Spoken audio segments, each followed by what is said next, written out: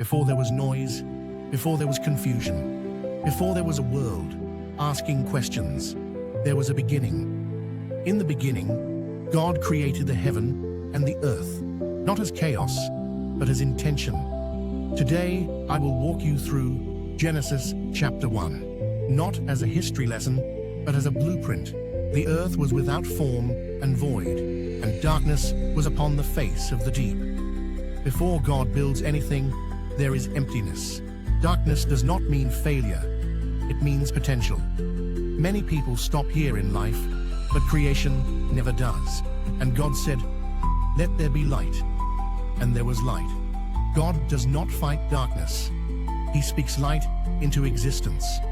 Light comes before structure. Vision always comes before form. God separates the light from the darkness.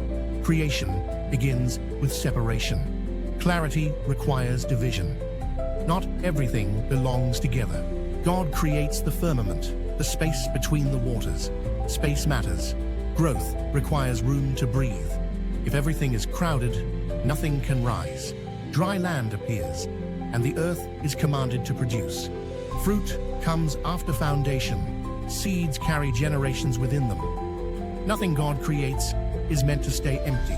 The sun, moon, and stars are created, not for worship, but for signs and seasons. Time is intentional. Cycles are designed.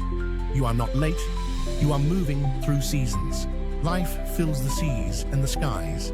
God blesses life with multiplication. Growth is not accidental. Expansion is built into creation itself.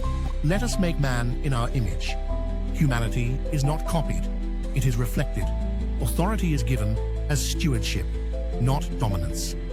You were created with purpose and responsibility. God looks at everything he has made and calls it very good.